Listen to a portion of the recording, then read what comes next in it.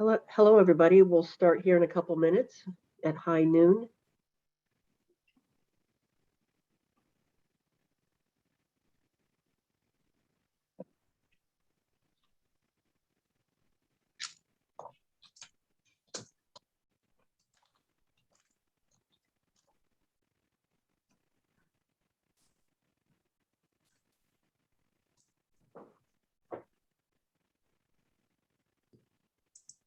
I see more participants are joining, so we'll give it another minute here or two.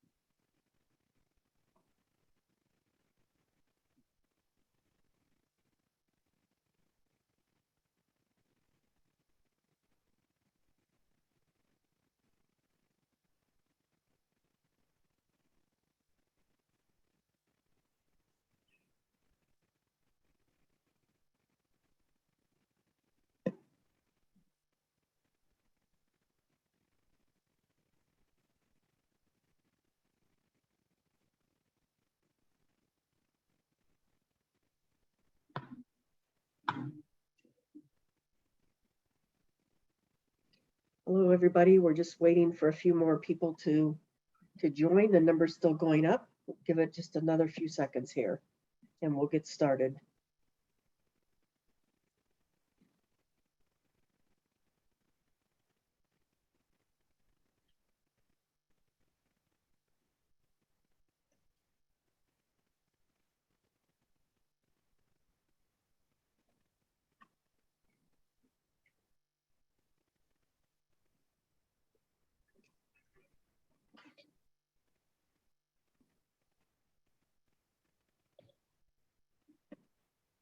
Okay, it's high noon. We're going to start the webinar. Thanks everybody for joining, and welcome to our webinar on crypto risk, emerging legal, regulatory, and criminal issues.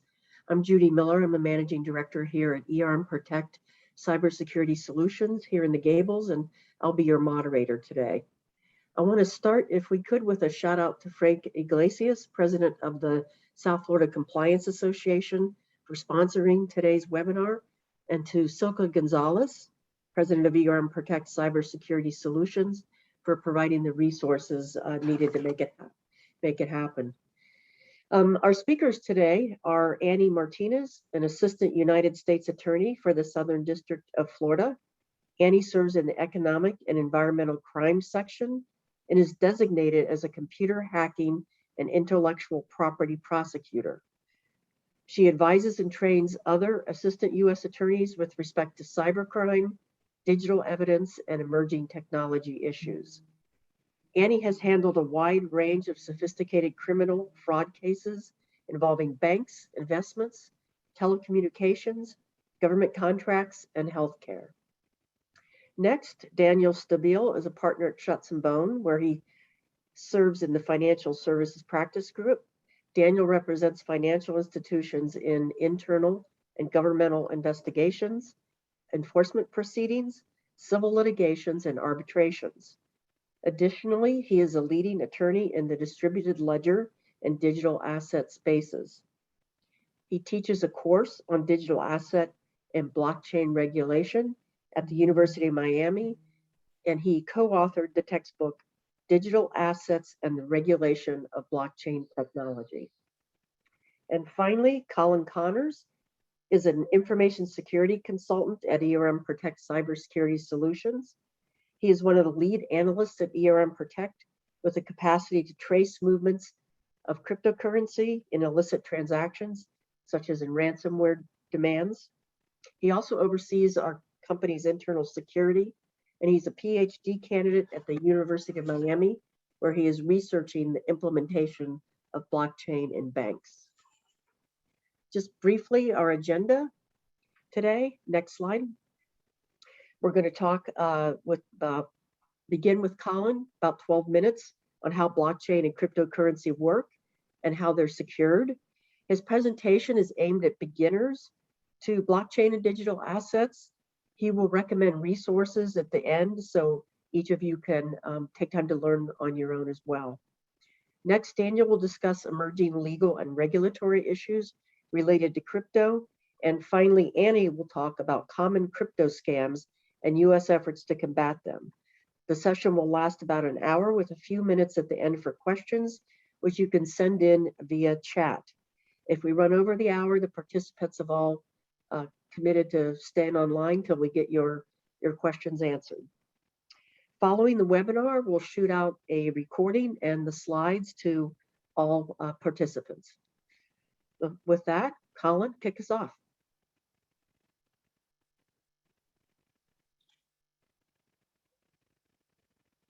Colin, I think you're muted.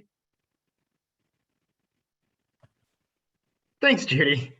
We're going to start by looking at what is a blockchain. A blockchain is a distributed, tamper-resistant, append-only ledger. In lay terms, it's a list of data that cannot be changed after the data has been added. It is important to note that blockchain and cryptocurrency are not the same thing. Blockchain can be used to create ledgers of any type of data, whereas cryptocurrency is a specific application that uses blockchain as its underlying technology.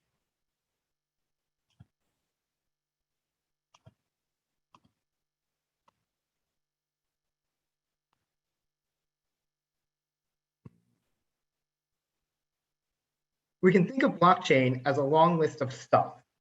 The stuff on the list can be anything from visitor logs to ownership records or even transactions. It does not matter what we put on our list. Let's imagine that we're creating this list by writing it down on pen and paper. As we write the list, we tell all of our friends what we're adding to the list, and each of them maintains their own list based on what we tell them. This makes our list distributed. Since we wrote our list in pen, we cannot make any changes to our list without it being obvious that changes were made. This makes the list tamper resistant. Lastly, we can number each item so that only new items can be added.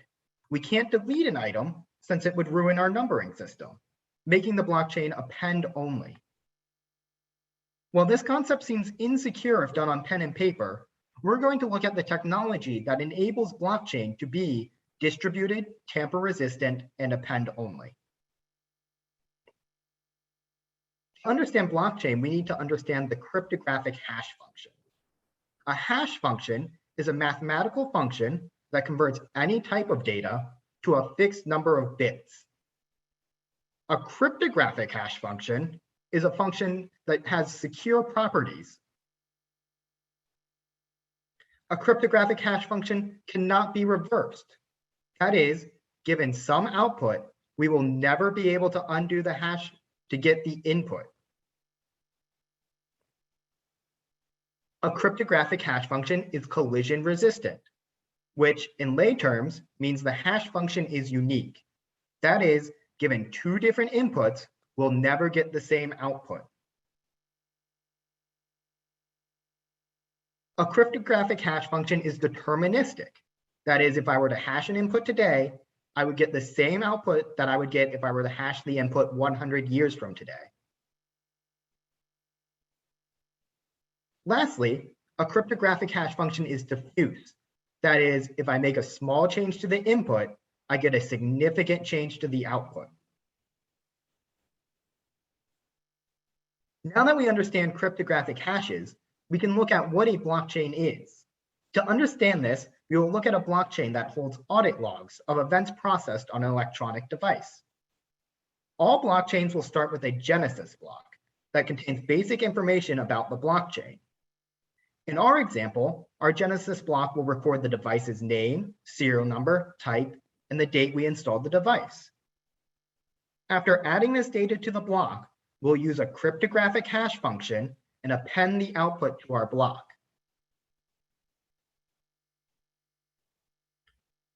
All blocks after the genesis block are known as data blocks. In our data blocks, we will record the events from the audit log for a given day.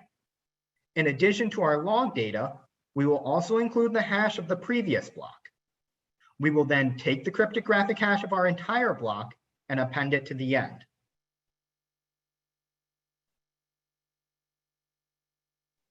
We will then repeat this process each day, creating a chain of blocks connected by the hash of the previous block. Again, we will continue to record our audit data, add the hash of the previous block, and append the hash to the current block. So now that we understand how blockchain is created, we have to ask, what makes this so secure? Let's assume a malicious actor has changed an event in data block 2. We can easily spot this fake event when we check the integrity of the blockchain. Remember that any small change to the data in our blockchain will cause the hash to be different. So if we were to audit the blockchain by rehashing all of the blocks, we would notice that the hash we get does not match the appended hash to data block 2. This lets us know changes were made.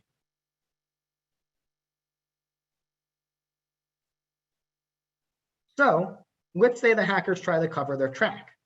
They rehash data block 2, now with the fake event, to find the hash that will pass the integrity check. Then they overwrite the appended hash to find with the new hash that matches the hash from the integrity check. So now nothing appears amiss. But as you can see, the hackers still have a problem because the new hash does not match the hash stored in the next block, data block 3. So the hackers still have more work to do to completely cover their tracks.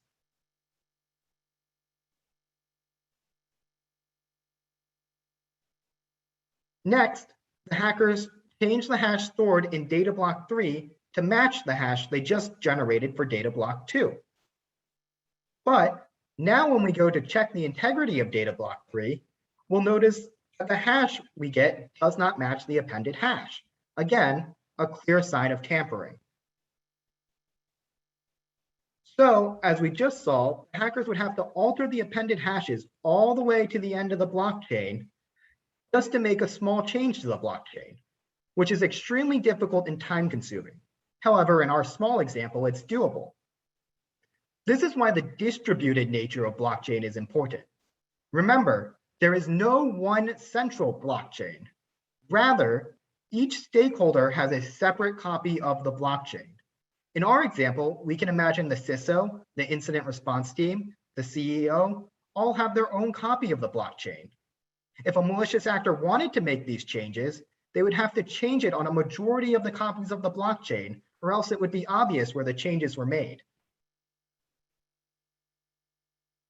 Since we know that blockchains must be distributed, it's important that all stakeholders agree on what is stored inside of the blockchain. For example, in our previous blockchain, we want to ensure that the events the incident response team are storing in their copy of the blockchain are the same as the events the CISO is storing in his copy of the blockchain. The method of getting distributed blockchains to agree on their content is known as consensus. The idea is critical for cryptocurrencies because everyone must agree how much cryptocurrency a holder has to spend. Obviously, both the buyer and the seller must agree on this.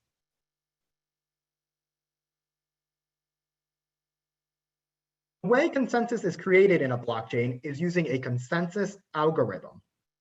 This is a predefined algorithm specific to each blockchain.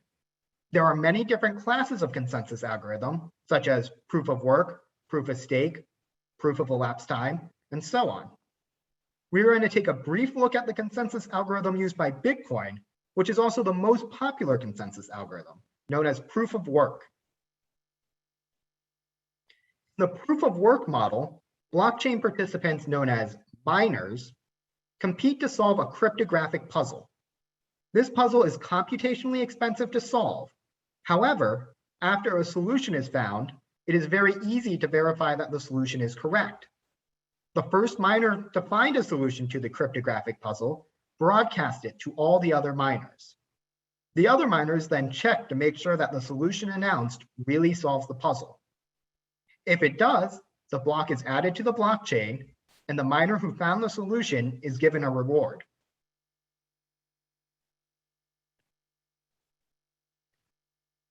So how do you own a cryptocurrency? Most users of a cryptocurrency will start at an exchange. An exchange, such as Coinbase, is a place where users can exchange their fiat currency, such as US dollars, into cryptocurrencies, such as Bitcoin. We can think of exchanges as being analogous to banks, where users can go and open accounts and store their crypto. After deciding on an exchange, a user will need a wallet to store their cryptocurrency. We can think of a wallet like an account that a user has at a bank. Inside the wallet, the user can have multiple addresses. We can think of the addresses as different types of an account the user has at the bank. For example, a user might have a checkings account and a savings account, both connected to the same user account at the bank. If a user wants to spend their cryptocurrencies, they will send cryptocurrencies stored in their address directly to another address. Each address is secured with a private key.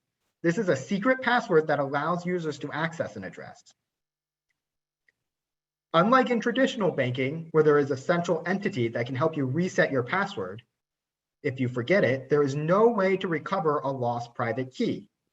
It is important to note, whoever knows the private key controls the address. Unlike a regular bank, where there are safeguards if your password is stolen, if a hacker steals your private key, they have stolen your cryptocurrency, and there is no way to undo the loss. It's important to note that most cryptocurrencies transactions are for legitimate purposes. Crypto exchanges have been working hard to improve their public image and prevent illegal activity.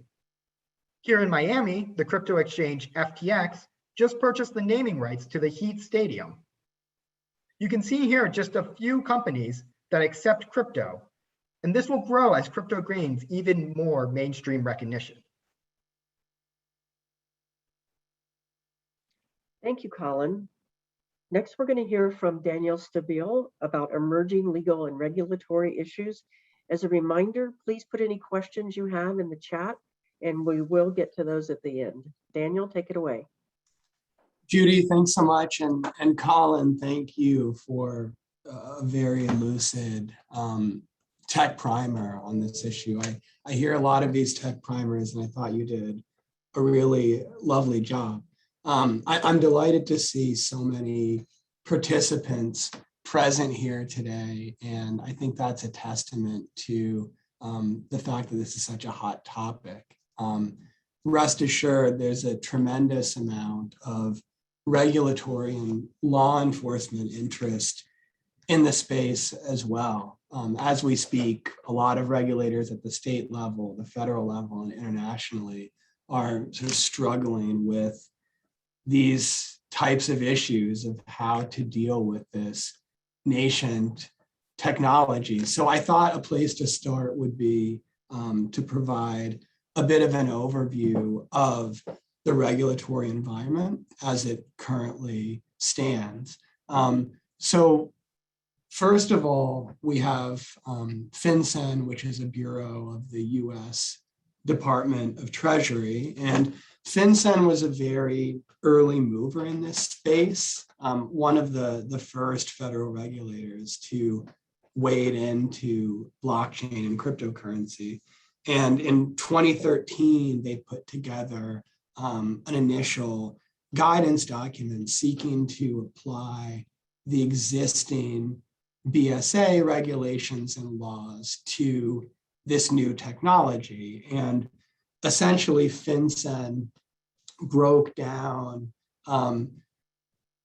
entities and individuals that touch virtual currency into three categories. There are issuers of virtual currency, entities that put a new virtual currency into circulation. And today there are tens of thousands of different types of virtual currencies that exist, many of which have different and unique properties and characteristics. There are exchangers who facilitate the purchase and sale of virtual currency. And then there are mere users of virtual currency.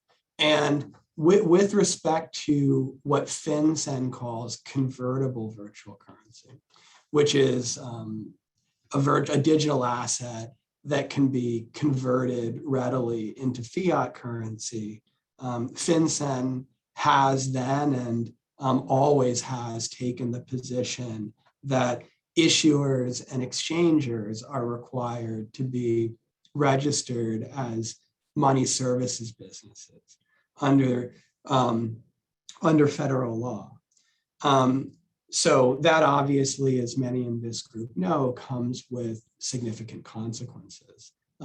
Namely, the entity needs to register with Fincen and have AML compliance policies and procedures in place. And a lot of the activity in the virtual currencies space right now is determining whether a business needs to be registered with Fincen. At the same time, you have the SEC. And there's been a tremendous amount of activity as of late and in the past few years, indeed, from the SEC in terms of characterizing certain types of digital assets as securities. And this really started to heat up at the SEC in 2018 when you might remember the term ICOs, initial coin offerings, really took off. And there were a lot of issuers who would create a virtual currency that would be imbued with rights to, let's say, a profit share in a future network that hasn't even been created. And the purpose of the ICO was to raise funds for the development of the platform or the network. And from the SEC's perspective and from FINRA's perspective, that type of offering looked and quacked like a security. So you received a lot of, if you were a BD at the time, you were receiving a lot of guidance and information from FINRA, and there were a lot of speeches by the SEC regarding whether this type of activity constitutes a securities offering. And the SEC has conducted a number of large-scale investigations and enforcement proceedings in this space. And with the new administration, the current commissioner of the SEC has sort of redoubled the commission's efforts. And the issue du jour is a type of digital asset called a stable coin, which is a type of virtual currency that's designed to be normally pegged to something else, such as pegged to the US dollar. And oftentimes the digital currency itself will be backed by some sort of real world asset. So in that regard, keeping with the theme of stable coins, the CFTC, which regulates commodities and commodities merchants in the United States, has also been focusing on stable coins. And long ago, the CFTC expressed an interest in wading into this space. They sort of fell away and became to some extent displaced, at least in the headlines, by the SEC and Fincen. But they've always maintained a keen interest in the industry sector. And they've always taken the position that basically any virtual currency is a commodity. They've been a little bit restricted in how to move into the space because the CFTC has limited jurisdiction. They generally don't have any sort of jurisdiction over spot transactions. But where they do have jurisdiction is fraud that is interstate in nature. And also they have jurisdiction over exchangers to the extent that the exchanger is allowing users to trade using leverage or margin. So the most recent explosion of activity from the CFTC here has been very recent, where in the past few weeks, there became public an action and resolution against Tether, which is one of these stablecoin issuers. And the issue in that matter is that Tether had disclosed to purchasers of the digital asset that the asset was backed one-to-one with treasury notes and other types of more traditional assets. But in fact, they were not maintaining assets on that ratio, and that was never disclosed to purchasers of the asset. So based on their fraud authority, they were able to have the jurisdiction to go after Tether. And at the same time, they went after Bitfinex, which is an exchange that allowed trading on margin. So there were dissenting opinions there, as there are often dissenting opinions with significant SEC actions in this space. And the regulators are still very much trying to sort out how best to apply the existing regulations to new technology through guidance, through enforcement, without any sort of major legislative or regulatory changes in the traditional sense. Just a few words on some other regulators here. The OCC, which regulates national banking institutions, has come out with some guidance within the past year regarding the key issue of custody. To provide just a little bit of historical context, a lot of businesses in this space had significant difficulty entering into banking relationships. There were a few banks, most of which I think were out on the West Coast, that would bank virtual currency businesses. But the view of most of the major financial institutions was this was a risky area to wade into, and they weren't comfortable onboarding virtual currency businesses. So one thing that happened of note is the OCC has said that, at least with respect to its charters, its banks, you can bank businesses in the virtual currency space, and you can take custody of digital assets during, pursuant to your existing powers. And there's no legislative or regulatory change that's needed there. At the same time, the OCC made clear, and this leads into the topic of Ofac, the OCC has been adamant on the fact that if you are going to onboard customers in this space, you're going to need tailored AML, KYC policies and procedures in place to deal with the particularities of this sector. And we'll talk about that a bit more later on. So Ofac very recently has issued sanctions compliance guidance for the virtual currency industry. That just dropped last month.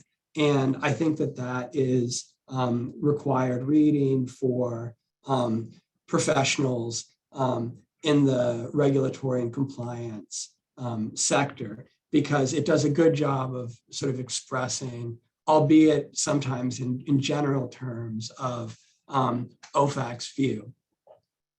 In addition to the federal regulators, you have a very complex state regulatory environment. And I think the important thing to say about that, in this forum at least, is that there is very little uniformity among the states in how they treat virtual currency businesses. You have a spectrum where on one side of the spectrum you have Wyoming, which is angling to become an epicenter of the cryptocurrency industry.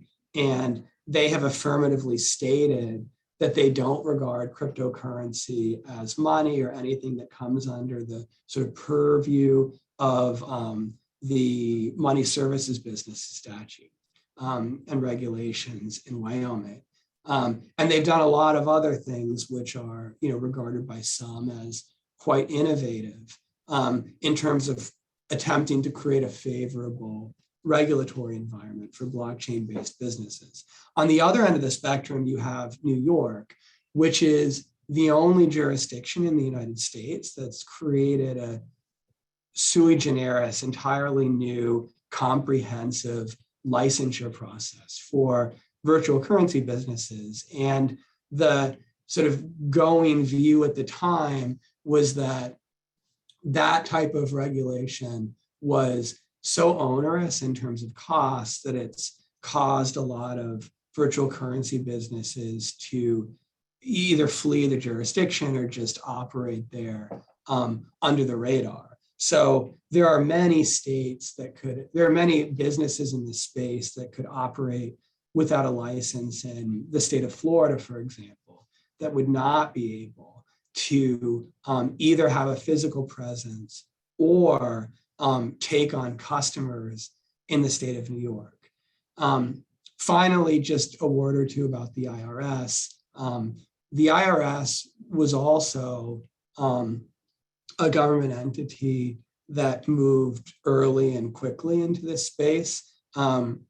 There are a number of things to say about the IRS treatment of virtual currency, but I think the important point is that the IRS generally regards Bitcoin and other types of virtual currency as property, which is subject to capital gains tax. And the IRS has become increasingly active and aggressive in terms of attempting to uncover tax avoidance and tax evasion by issuing subpoenas to Coinbase, which is one of the largest wallet exchange services, and also sending lots of individual taxpayers, very targeted letters asking them to explain themselves or any perceived irregularities in terms of their reporting.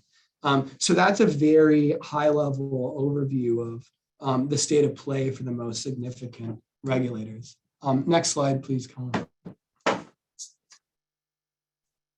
Now, let me just say a few words about the different types of virtual currency businesses. And Colin has touched on this a bit, but you have here in the ecosystem exchangers, which facilitate the purchase and sale of virtual currency. Sometimes those would be regarded as commodities merchants. Sometimes they could be broker dealers.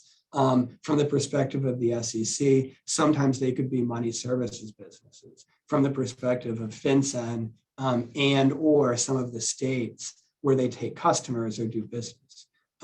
You have traders also, individuals who trade on their own account, but we've seen a massive influx in different types of fund entities that are trying to give exposure to individuals who might not, for one reason or another, be comfortable directly buying and selling cryptocurrency, to give them some exposure to the digital asset space. You've also seen an approved ETF, exchange traded fund, which gives whole other groups of investors exposure to Bitcoin. Money services businesses is more of a legal classification, and as mentioned earlier, a significant and sometimes controversial issue is whether certain virtual currency businesses fit within the definition or not. There's a lot of attention paid on custodians right now, with the federal banking regulator indicating that nationally chartered banks are allowed to custody digital assets. It's put a lot of pressure on the states. And so now we've seen guidance from Texas. We might be seeing guidance from Florida soon, and certain other jurisdictions that's of a similar nature.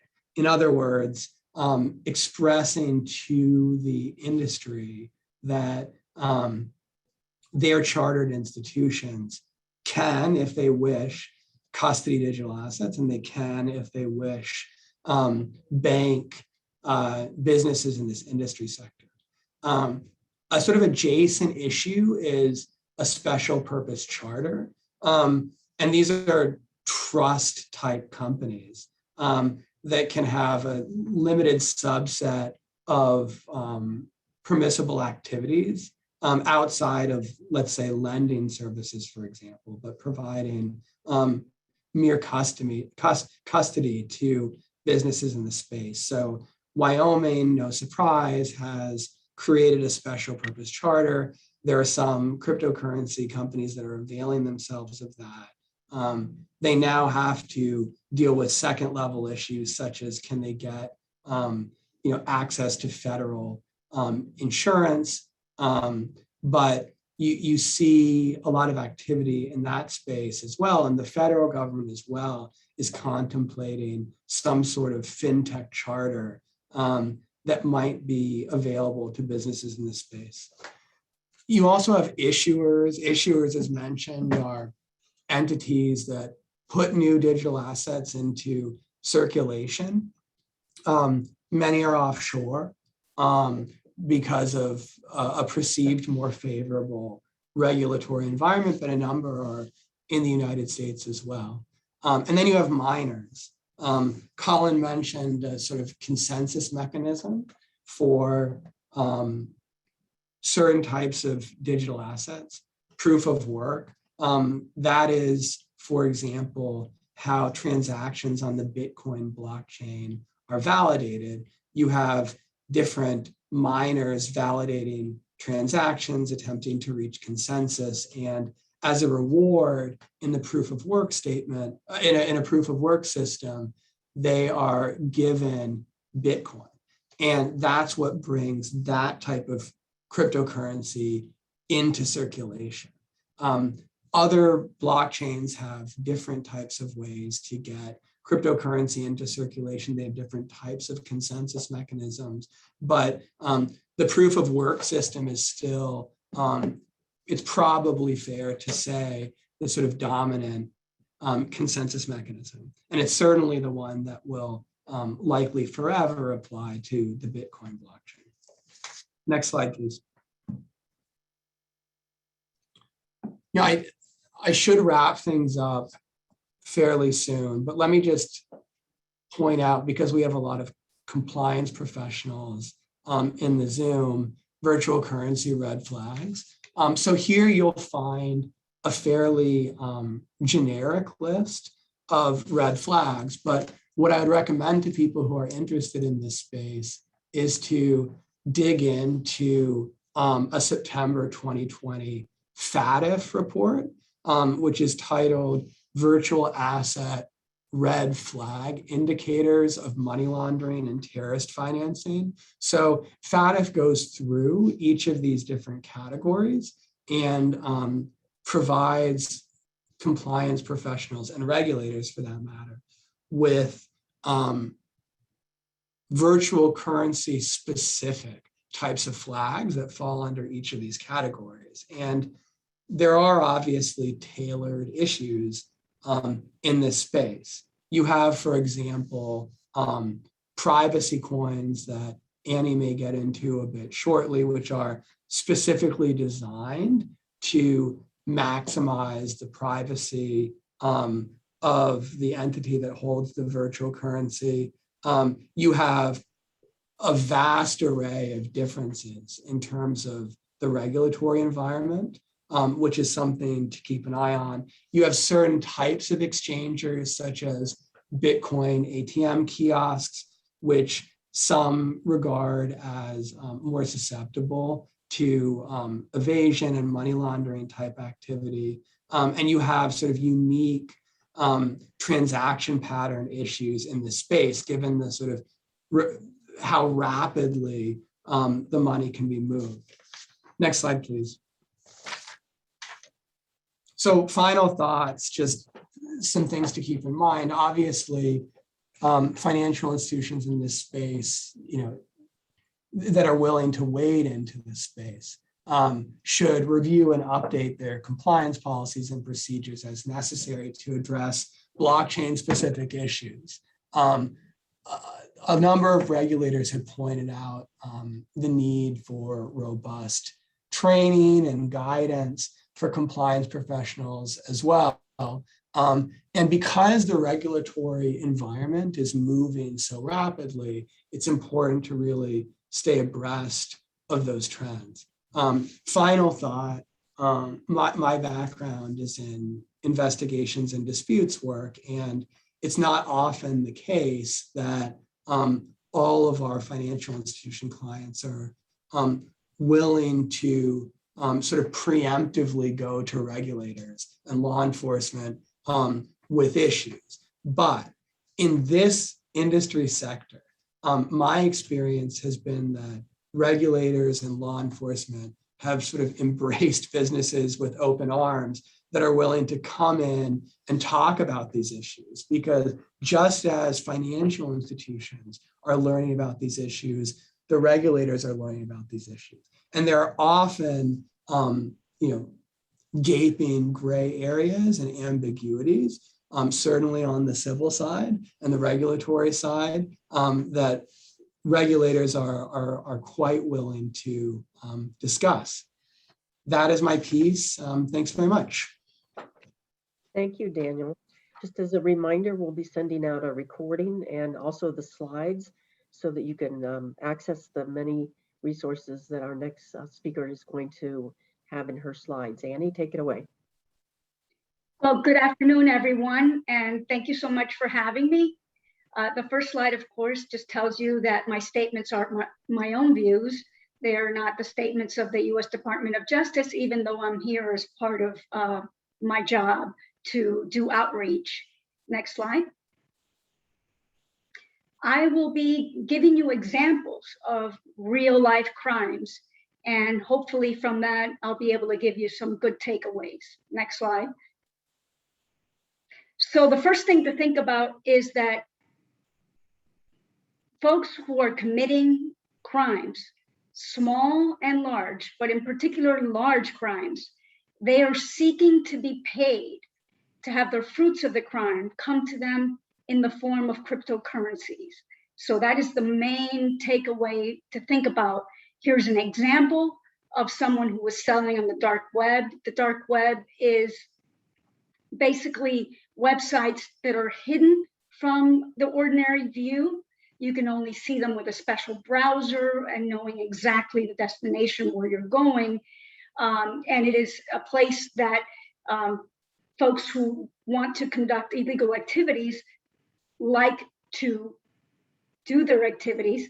This is an example of someone who we prosecuted who was selling drugs and also administering a very large marketplace. Next slide.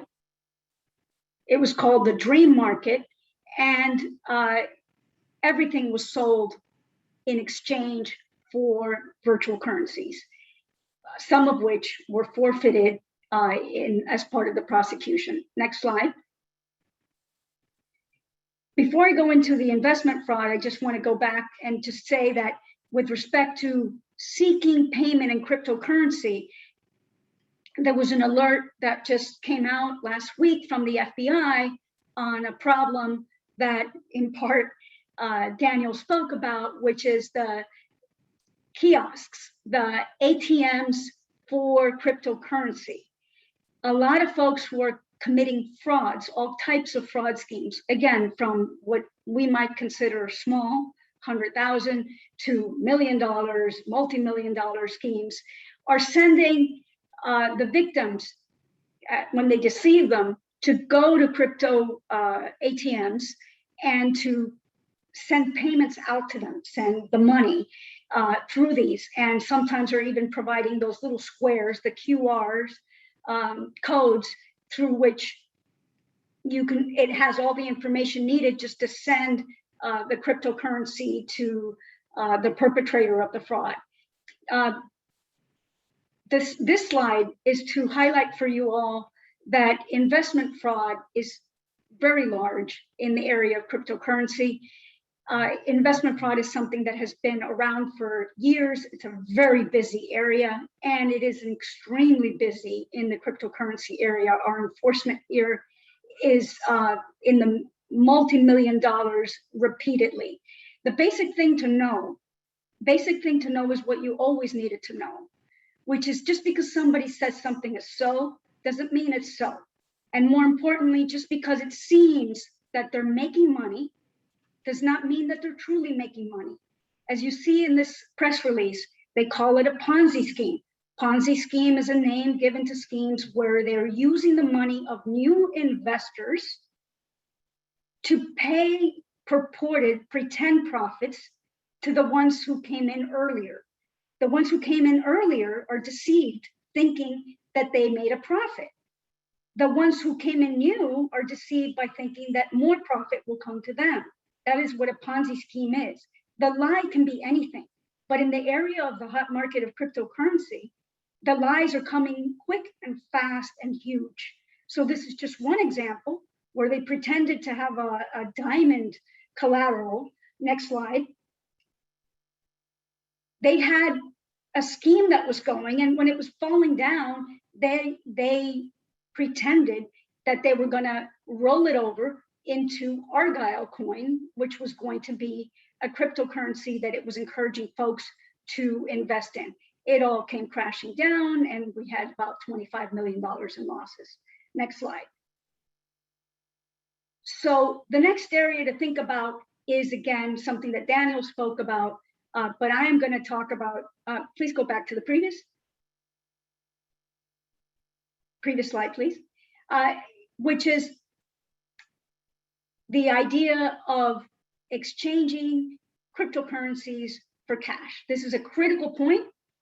Folks want to do this, and it can be illegal. There are statutes that say that you cannot do this as a business if you're not registered either with Fincen or licensed according to the laws of the particular state. And this Dr. Bitcoin is a prosecution of exactly that. Next slide. This is an example, this diagram is an example of a cryptocurrency exchange that was operating in the dark web. Now I'm going to give you examples of some that are trying to go where we, the Department of Justice, cannot find them.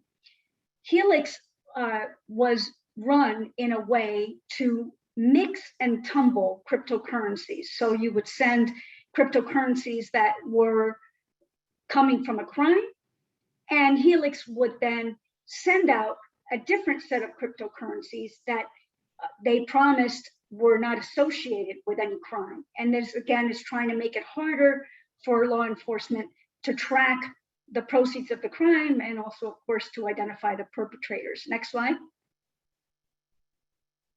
And next slide. So this is another example of not being in the dark web, but actually trying to go away from US jurisdiction. This particular exchange, it was called BitMEX. Next slide. Next slide, there you go.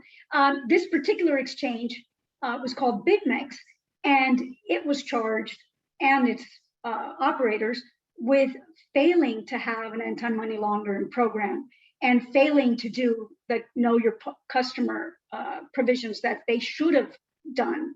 Now, they incorporated themselves in an island east of Africa, which they thought would be outside of US jurisdiction, but they were still serving US customers, even though they pretended to have policies in place to limit that kind of participation through a variety of proof as alleged in the indictment, because this is still a pending indictment.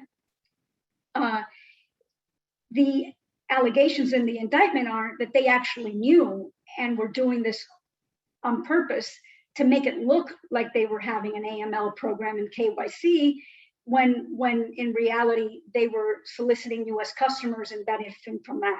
In this particular case in BitMEX, it's an example of the cooperation of the United States Department of Justice with its partner regulatory agencies, because CFTC and Fincen have already reached a consent order with BitMEX for $100 million and certain requirements of remedy. The indictment is still pending. Next slide. Oh, please, next slide. So next I'm going to turn to cybercrime. So cybercrime and cryptocurrency have been hand in hand. Fincen just did an analysis of bank secrecy data from January to June of 2021. Looking at that, they identified Bitcoin as the most common payment method for ransomware attacks. They identified 5.2 billion going out in ransomware payments. Remember, this is an analysis from January to June of 2021. And a very important point is that they noticed an increase in the actors asking for the payments, not just to be in cryptocurrency, but now for the payments to be in the type of cryptocurrencies that we call anonymity enhanced cryptocurrencies.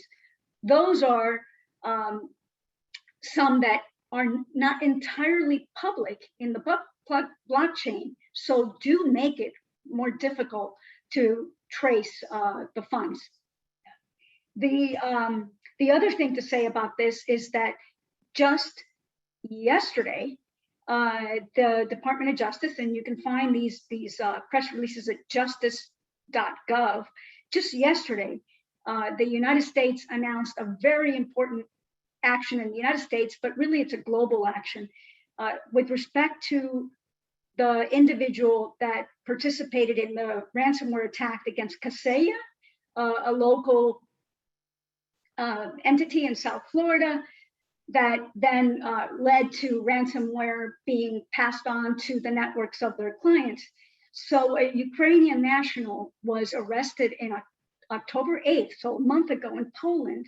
And today, just yesterday, the indictment was unsealed, and the United States is seeking the extradition of that national. And then along with that action, there was a second charge and a seizure of over $6 million of funds related to the ransomware.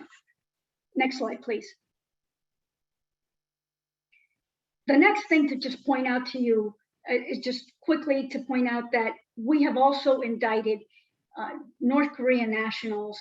And so the allegations in these indictments involve some really serious risk with respect to cryptocurrency. Next slide. Next slide, please. So the first is that cryptocurrency can actually be hacked and stolen. And this indictment will shows allegations of multiple thefts of millions of dollars from companies.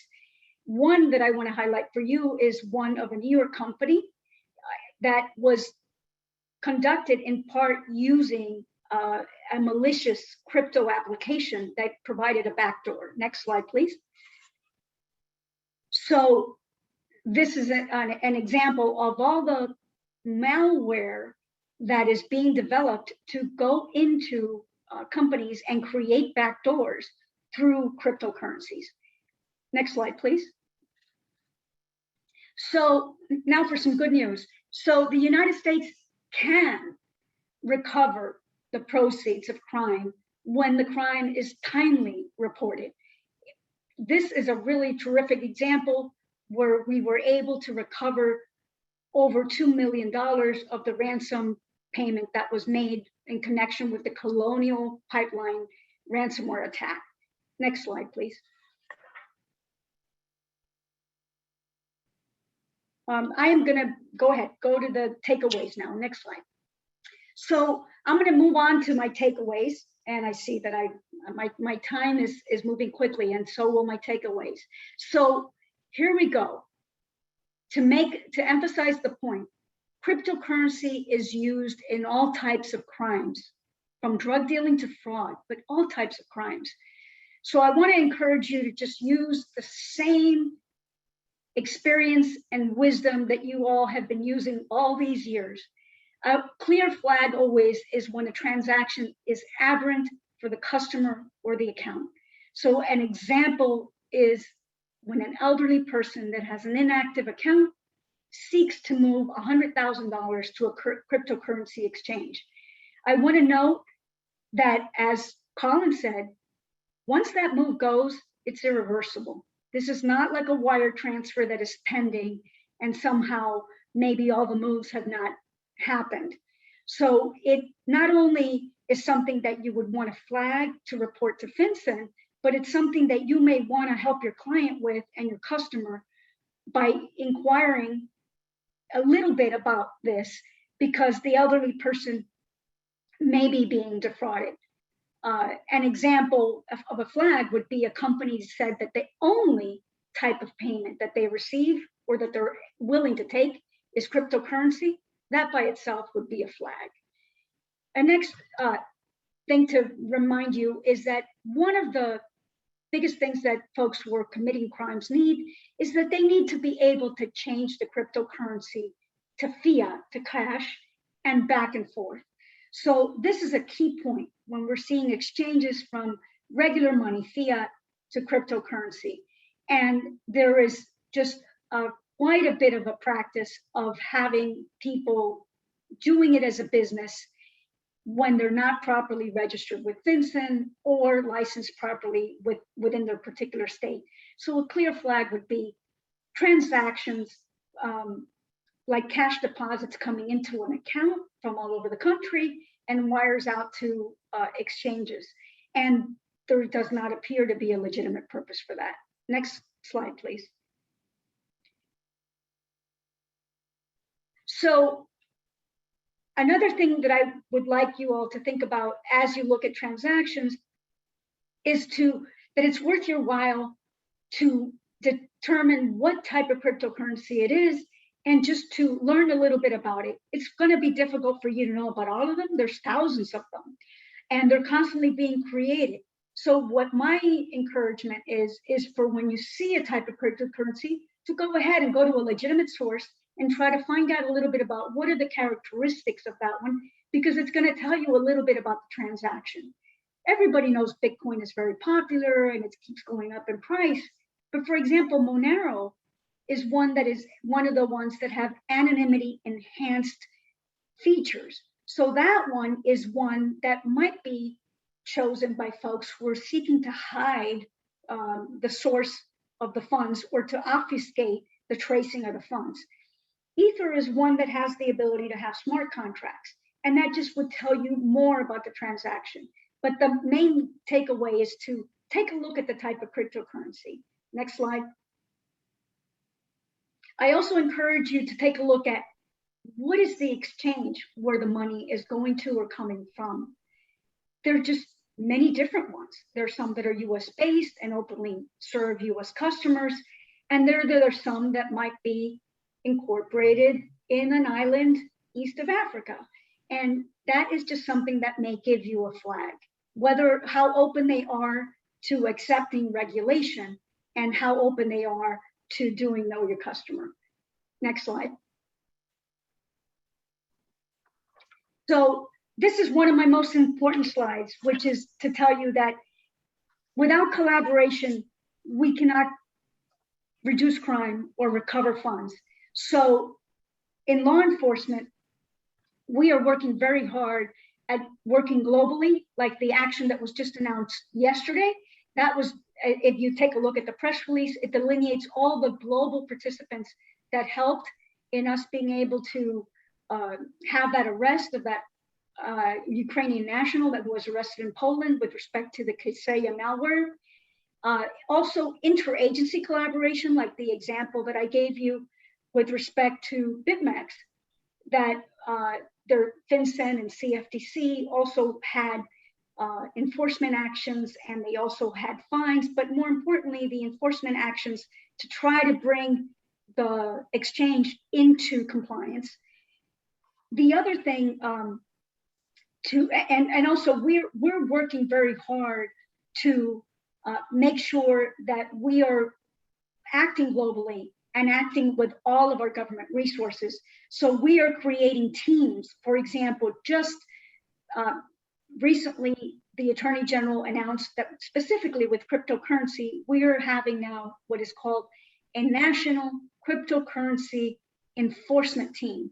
That it's part of the computer crime and intellectual property section, the money laundering and asset recovery section. This is part of national DOJ, as well as assistant U.S. attorneys from throughout the country who are participating in that, such as myself. So in addition to that, the other thing that we absolutely need is working hand in hand with private industry, like this meeting that we're having today, and reporting to law enforcement becomes incredibly important. in this area, because of the irreversible transactions, if we do not have timely reporting, or for example, the problem with ransomware, if we don't have timely reporting there, it is very difficult to have success. So the Colonial Pipeline is an example of timely reporting and success. In that regard, I want to immediately give you some tips. With respect to the FBI, if you have not gone to ic3.gov, go there. That is a place that has the alert that I just gave you with respect to the ATMs for cryptocurrency.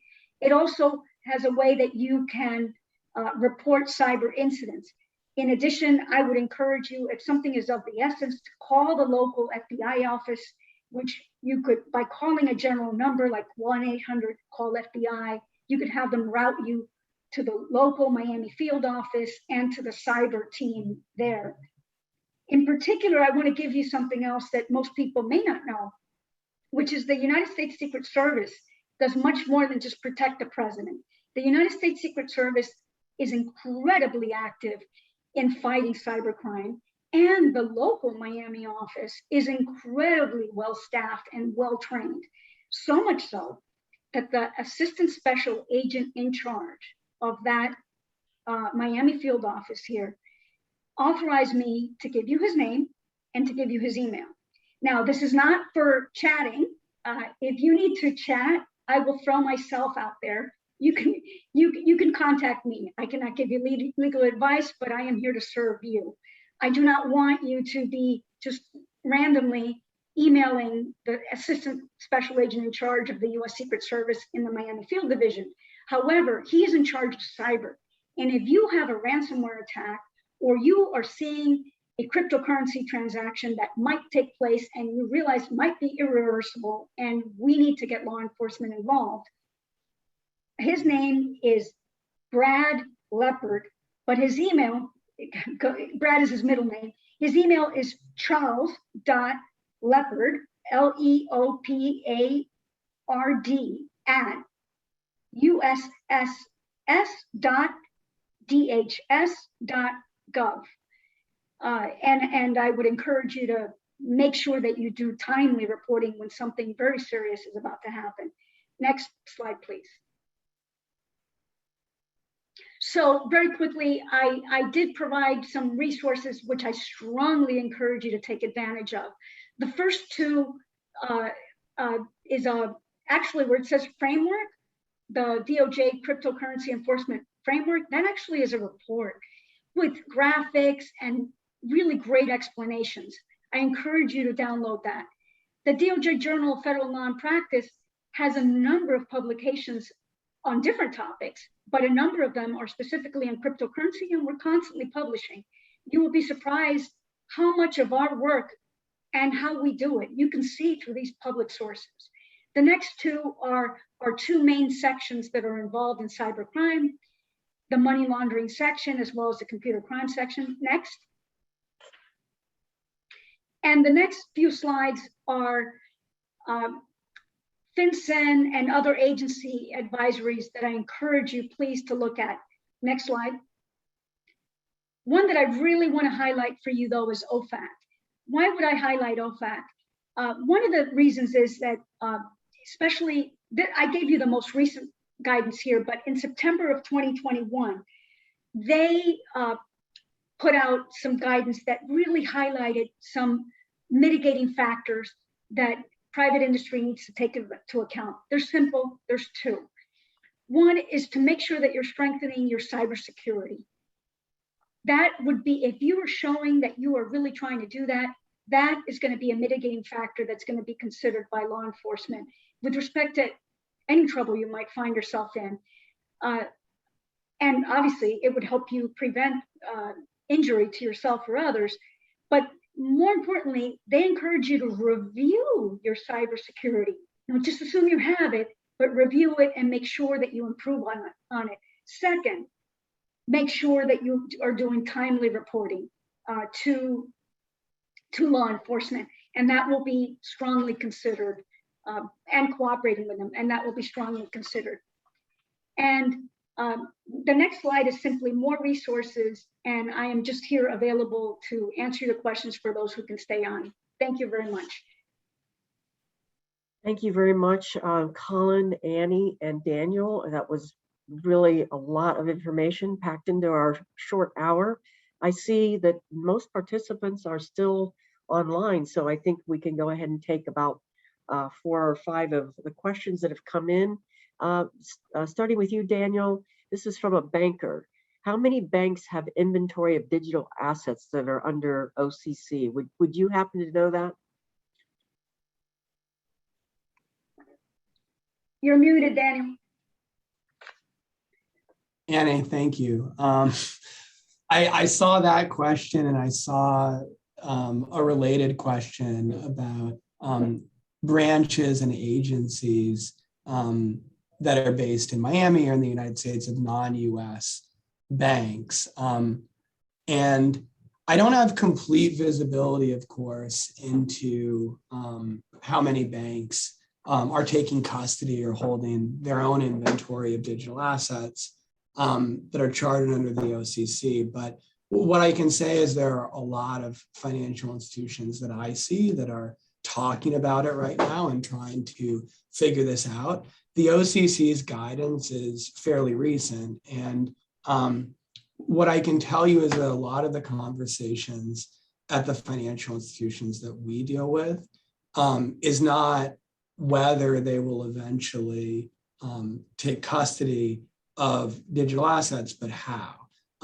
So there's, and the main debate at this phase is whether to develop those capabilities internally or to outsource that function, because there are a lot of crypto specific companies like Anchorage, and there are a number of others that are trusted and respected within the industry that specialize in that. And they're, in many instances willing to work with and partner with financial institutions. As to the non-US banks that are here, there are a lot that are starting to play in this space. And one key way in which they're doing that is through international money movement channels. So there's a cryptocurrency I don't think anyone's discussed today that a lot of you on the Zoom probably know about, called XRP, which is a company called Ripple's native cryptocurrency. And it is specifically designed to facilitate international money movement, where if you're in Miami, you can transfer US dollars to XRP basically instantaneously. That money can move to Brazil basically instantaneously. And then that XRP can be converted into the local currency there. So that whole process can happen extremely rapidly as compared to a SWIFT transaction, for example. So hopefully that gets us towards answering the questions, though I don't have any statistics for the group. Great, thank you. Colin, this one's for you. Is the blockchain public? Is it possible to trace payments? Yeah, so with cryptocurrencies, the blockchain is public. And we actually have a tool here at ERM Protect called Chainalysis, where we can trace the payments from where they started all the way to wherever they end up going. And so this is actually how we can find when criminals use Bitcoin to pay, we can follow that money. And when it lands at a place that has these KYC or AML requirements, like an exchange, we can actually find out the identity of the criminal through the blockchain. Okay, great. And for Annie, if you could answer this question, can the DOJ seize a ransomware crypto payment even when the criminal is unidentified? Yes, of course. The seizure of cryptocurrency can happen civilly, and it can happen based on a seizure warrant without there being a criminal case. And there even can be litigation against the property itself should that be needed. In other words, a civil case against the cryptocurrency. And then you can just go ahead and seize it under forfeiture statutes. Okay. And back to Daniel, how many, I'm sorry, you've got one. Could you give us your thoughts on how the regulatory environment might change with the Biden administration in place? Sure. So, and it's hard to say if it's a function of the politics of the changing administration or just an evolution of perspective, because more and more people are thinking about and talking about digital asset regulation. But I think the consensus is that there's an escalation in terms of enforcement activity and investigation activity in this space. And I think that would probably be a fair statement across the board amongst all law enforcement and regulators in the United States. With respect to the SEC in general, because there's been a lot of talk there, the new chairman, Gensler, himself taught blockchain related issues at MIT. And there was, I think there is some optimism in the cryptocurrency community that at least he understands the technology and that will be helpful. That's one of the things that the community is really asking for, that can at least we have regulators who understand the technology and can work with us. But based on all that I've seen so far, I think the SEC, like other regulators, are going to take a fairly aggressive approach in the Biden administration. Daniel, this would also, I think, be you or Annie. This is also from a banker. Have any banks received MOUs because of weak controls over digital currency? Daniel, do you know if that's? So that's a memorandum of understanding. I mean, I'm not aware of any of the major financial institutions in the United States that have, that have been a subject of any sort of significant enforcement activity. Annie, I'm not sure if you are from a criminal perspective or any other perspective. Yes, no, that's something that would be a regulatory matter. So it's not something that I would run across. Yeah, I don't think so. I mean, my sense is that a lot of the big financial institutions have waded into this area pretty cautiously and in sort of collaboration with their regulators. So that's largely kept them out of trouble, or out of the crosshairs at least. I'm going to let one of you just grab this one. Is blockchain used by all digital currency providers? Colin, do you know the answer to that one? For any of these like cryptocurrencies, yeah, blockchain is going to be the basis for it. I don't know about other digital currencies specifically, but when we talk about cryptocurrency, we're talking about currencies backed by the blockchain.